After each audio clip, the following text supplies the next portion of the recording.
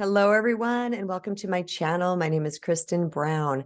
I'm a relationship healing and self-worth recovery author, life coach, and mentor. And I'm here today to talk to you guys about losing friends, especially while you're on your spiritual/healing journey. So I want to start off by saying if you can check all the boxes that you have not done anything to your friends that would force them to leave, like lie to them, cheat on them, steal money from them, be toxic in your behavior. If you know that you're not doing those things, and you're still experiencing like this mass exodus in your life, or it could be just like a slow dribble out of your life of friends, then you are at the right place, because I too have experienced this myself. And I know all about this and what's happening. And actually, it's good news. So I hope that you stay tuned and listen to the entire video so that you can get all the pieces and parts that surround this phenomenon that happens. But first, if you're new here, I invite you to subscribe and don't forget to turn on notifications so that you can be alerted when I upload new videos.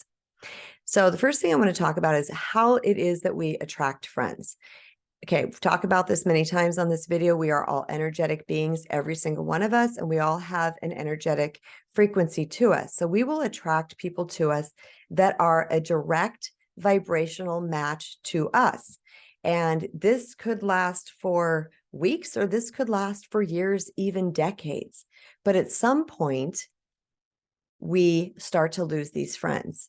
So what was once like a really connected, loving, amazing friendship, and like, I can't live without you, my dear BFF, and we're having such a good time, all of a sudden you could feel maybe one of two things happen. You could feel like this slow disconnect from them, where they're slowly pulling away from you. And you can feel it, because we are energetic beings. We can actually feel like something's off, something's not right. The energy has shifted, and we'll feel that pulling away. Or they just cut you off and ghost you. They just stop reaching out to you. They may still respond if you reach out to them, but you can tell that something is different, and you're kind of getting the message that they no longer want to be in your life. So there's something that is happening here that is actually really fascinating, but it's a very positive thing, even though it doesn't feel like a positive thing. We've all heard the phrase that people come into our life for a reason, a season, or a lifetime. The reason is for a lesson that we need to learn, or they just cross our paths because the universe has put them there to take us to a next step or to meet somebody else, but then they exit. A season means they're only there for a certain amount of time to do whatever. And then a lifetime means there's someone that we're going to carry with us throughout our entire life. So with that being said, that right there should give you a little bit of peace. That gave me peace when I heard that, because I was like, okay, this makes complete sense. Like, not everybody is supposed to be here forever. I once had a friend say to me, like, she felt really great because she had had all these friends for so many years, and I didn't have that experience. So I was like, is there something wrong with me? But I'm going to get to what happens with that. So when we attract people on this vibrational frequency, if you are a person who is on the healing journey, and you are constantly seeking and wanting better for yourself, and taking in new information and knowledge, and shifting your perception and up-leveling your vibe, guess what happens? You're now in a different space as your person. Okay. You're no longer as simpatico as you once were. Now, we can kind of do this a little bit with our people and still kind of jive with them. All right. But if there is this huge disconnect because we're growing, what happens is that gets very uncomfortable actually for both people. It's not just you and it's not just them. Even though you're the one that's growing and you're feeling better about yourself, and you're feeling more love in your life, and more joy and more peace and more happiness, and you've done some healing work, all the things that make us feel better. Even though you're in that space, you might think, wow, I'm actually more attractive. I should be more attractive to these people because I even like me more than I used to like me. But what happens is when we grow, we can tend to shine a light on other people's unhealed wounds. So our growth can magnify what they're not working on. So here's an example. Let's say you're with somebody and you're both partiers. Okay. Everybody's partying and drinking and having this great time. It's all fun. At some point along the way, you're like, I don't really want to drink anymore. Like, this is not my thing. You still love the person. You don't care that they drink, but you just don't want to drink anymore. Well, and you've done really well with that, and now you're not drinking and you're sober, but you're having a great life and you still love your friend and everything. But this friend might feel a degree of shame because they're watching you do something that they're either not willing yet to do or don't want to do yet. And so they may judge themselves and in essence judge you or think that you are judging them, and then they're going to pull away from you.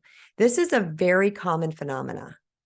Also, what can happen, because I talk a lot here about recovering from people pleasing, what can happen is we will attract certain people into our life who really just want to take from us. They want us to do the majority of the work, and we will be the ones that are always giving. We're the ones that are always showing up. We're the ones that are always accommodating, and we're making, we're meeting all of their needs. But what happens when we start to heal from our people pleasing, because all those behaviors were driven by our need to be liked or loved or approved of? What happens when we start to heal inside and we become more mindful about self and we make ourself a priority and start to care about ourselves? What can happen is that we don't show up the way we used to show up.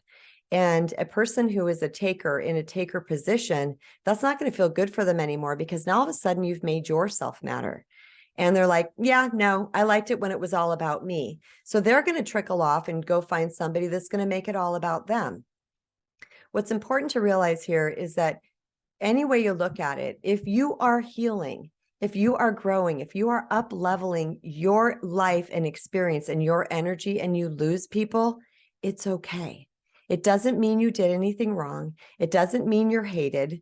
It doesn't mean that you need to go back to the way you were to keep them in your life. Because here's the most important thing of all. The universe abhors a vacuum.